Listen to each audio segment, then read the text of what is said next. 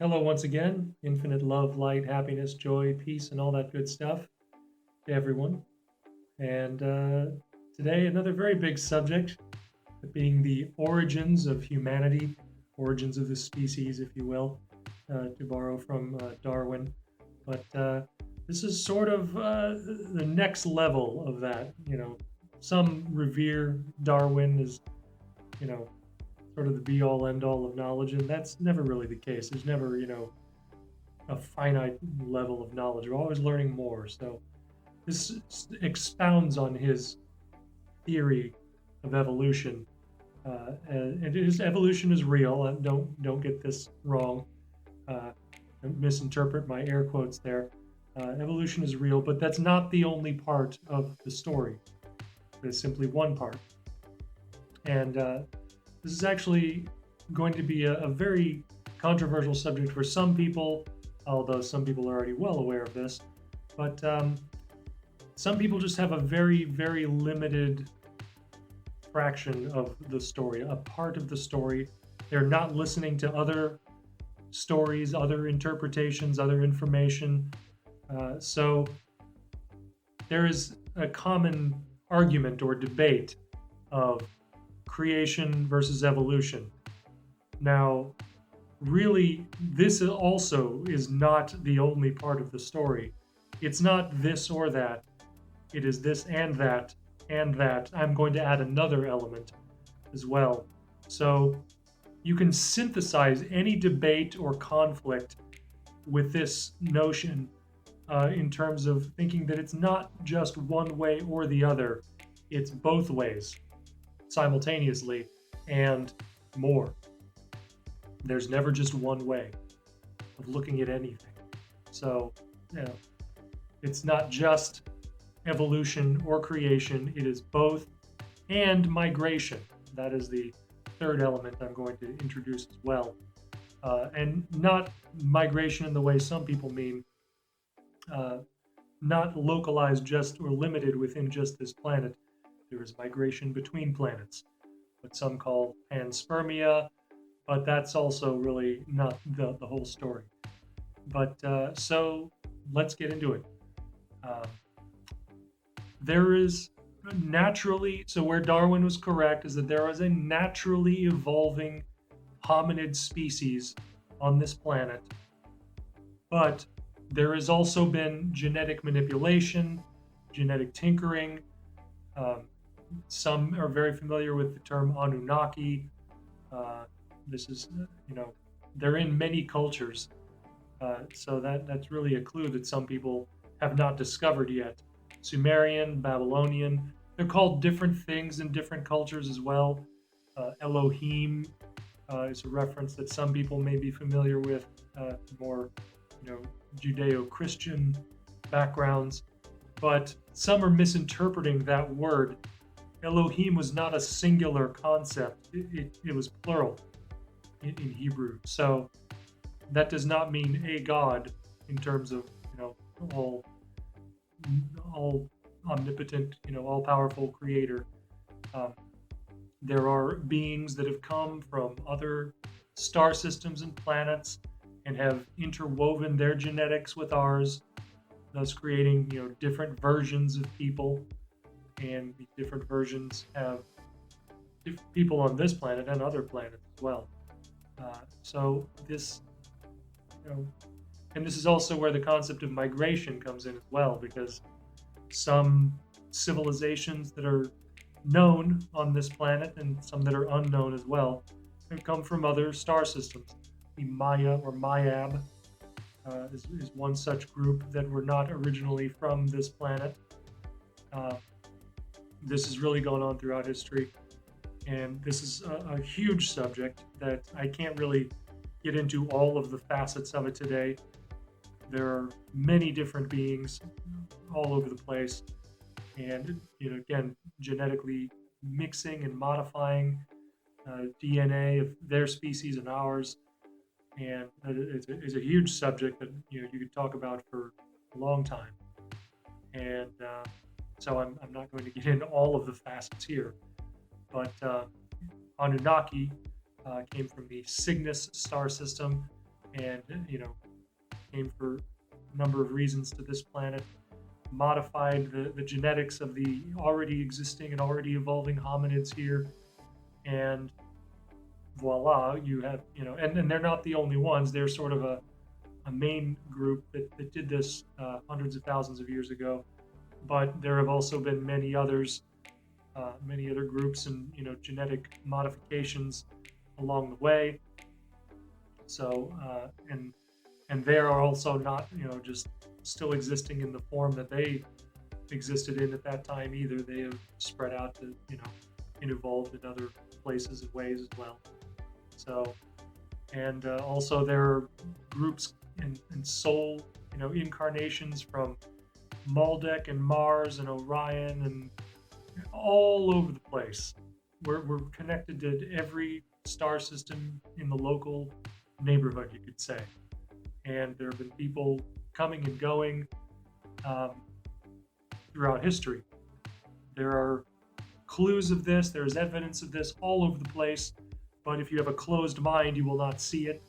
If you just dismiss things as, oh, well, that's just, these paintings and representations are just, imagination on the part of certain people.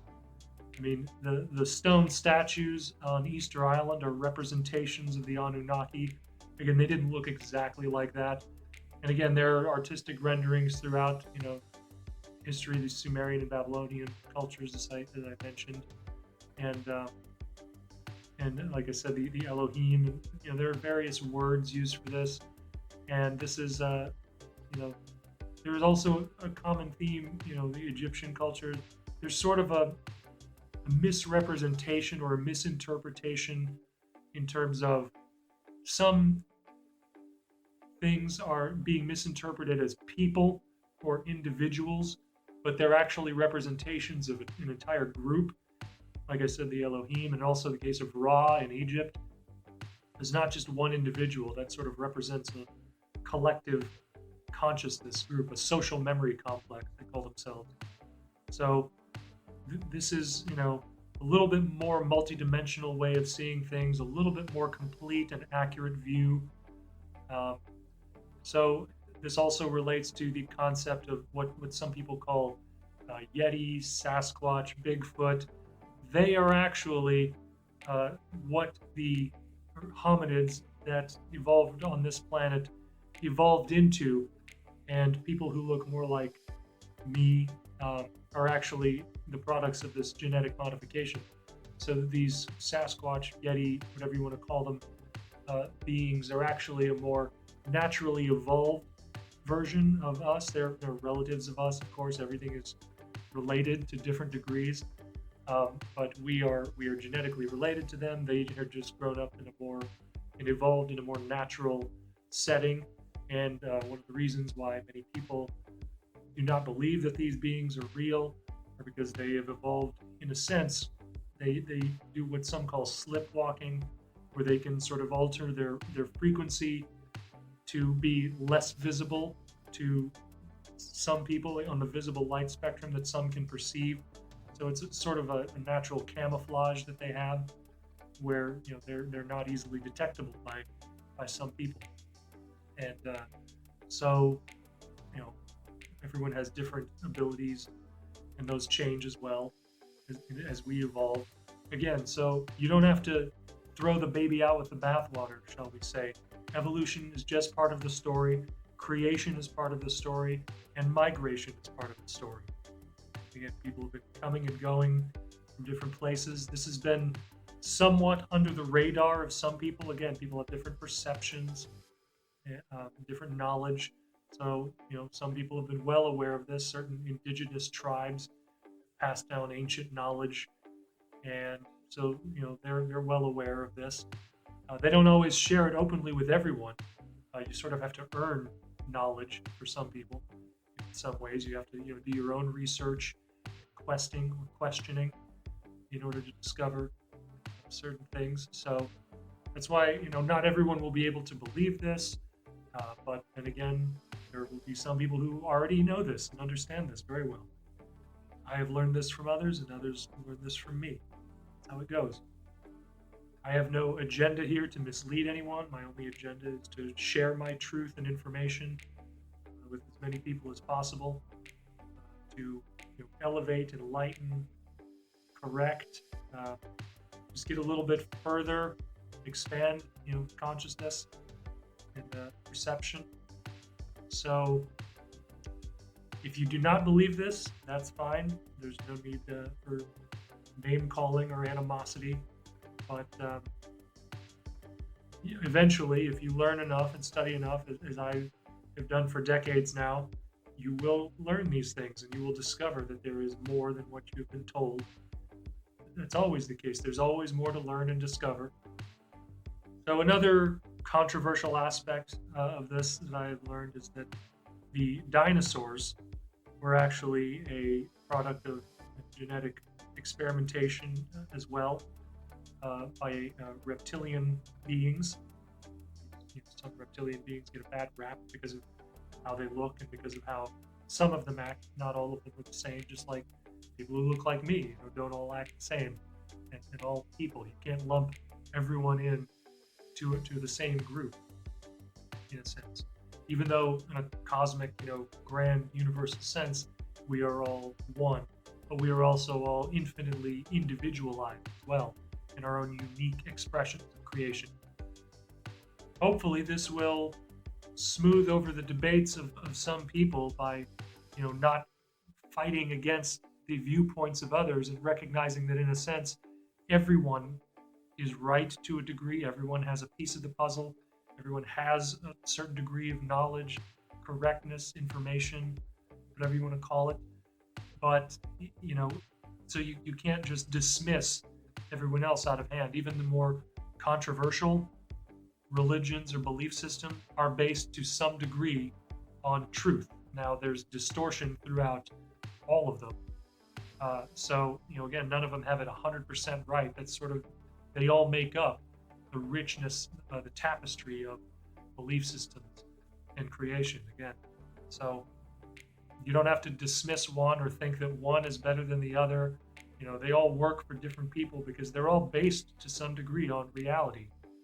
But some people do not know yet about some of the realities that they are based on. Some people are lacking certain information and have not done enough homework yet or research to discover things that are keys to unlocking greater perspectives and understanding more and more of these truths that we're all a part of. We all have within us, enfolded within us, as the nature of existence is, geometric, fractal, holographic, love, light, that we all are. The all reflecting the one and the one reflecting the all. So all of these concepts, whatever you call yourself, whether it's Christian, Jew, atheist, Muslim, Buddhist, these are all sort of just labels.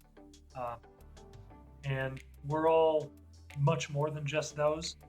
So, those are identities, sort of archetypal associations that people have, labels that they identify with, which is fine, but ultimately we're so much more than just any one label or archetype.